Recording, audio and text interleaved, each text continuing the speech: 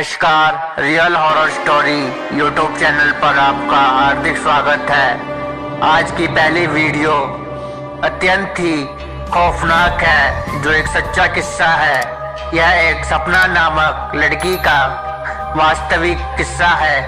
आगे की कहानी सपना की जुबानी। मेरा नाम सपना है। मेरी उम्र 17 वर्ष है, परंतु जब मैं 18 वर्ष की थी तो अपने गांव बिलासपुर गई थी। बिलासपुर गांव में एक किस्सा बहुत मशहूर था कि गांव के बाहर जो सूखा कुआं था उसके अंदर रात में पानी आ जाता है, और यदि कोई इस कुएं में उस सूखे कुएं का पानी पी ले और वापस घर आ जाए तो उसे बहादुर माना जाता था। तो मैंने सोचा कि मैं ऐसा करूंगी, और मैंने अपने कजन सोनू को मना लिया। रात को 11 बजे हम चुपचाप अपने घर से बाहर निकले और गांव के बाहर सूखे कुएं की तरफ चल दिए। तो हमने देखा उसके अंदर सच में पानी था। हमने बाल्टी को डाला और पानी को खींचने लगे तो हमें एक आवाज सुनाई दी।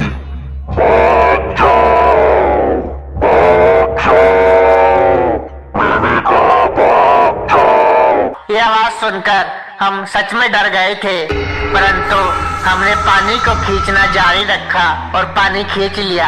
तो और पानी पी के हम वापस अपने घर आ गए और हमें कुछ नहीं हुआ। परंतु मैंने एक बात नोट करी कि सोनू पूरे रास्ते एकदम चुपचाप रहा, जबकि वह काफी हंसमुख मिजाज का था। अब सुबह हो गई थी और सोनू अब भी उसी तरह एकदम स्थिर बैठा हुआ था, और उसके चेहरे का भाव काफी ही खतरनाक विकृत लग रहा था, जिसे देखकर एक डर लगता था। तो मेरे चाचा जी ने सोनू को कहा, अरे सोनू, तुम्हारे ये क्या हो गया है, ऐसे शांत क्यों बैठे हो? परंतु सोनू अब भी उसी प्रकार से बैठा था, और अचानक ही चाचा जी के यूं पूछने पर से गुस्सा उठ गया और उसने चाचा जी की तरफ अपनी लाल लाल आंखों से देखा और उछलकर उनकी गर्दन पर काटने की कोशिश करी। तो चाचा जी ने उसको गुस्से से अपने आप को बचाते हुए दूर झटक दिया। अरे अरे पीछे हटो सोनू, ये क्या कर रहे हो? पीछे पीछे हटो भाई। तो उस वक्त एक पंडित जी वहाँ थे। उन्होंने कहा, मुझे लगता है सोनू पर किसी भूत प्रेत का साया है, मैं अभी झाड़ फूक कर देता हूँ। इतना कह के पंडित जी ने झाड़ फूक प्रारंभ कर दी। मैं दूर खड़े हुए यह सब कुछ देख रही थी। मुझे पता था कि सोनू को क्या हुआ है, परंतु डर के मारे मैंने किसी को नहीं बताया। परंतु मैं एक विचार कर रही थी कि मैंने भी तो पानी पिया था, तो मुझे क्यों कुछ नहीं हुआ। तो मुझे याद आया कि मुझसे पहले सोनू ने पानी पिया था, इसीलिए सारा जादू टोना सोनू के ऊपर हो गया।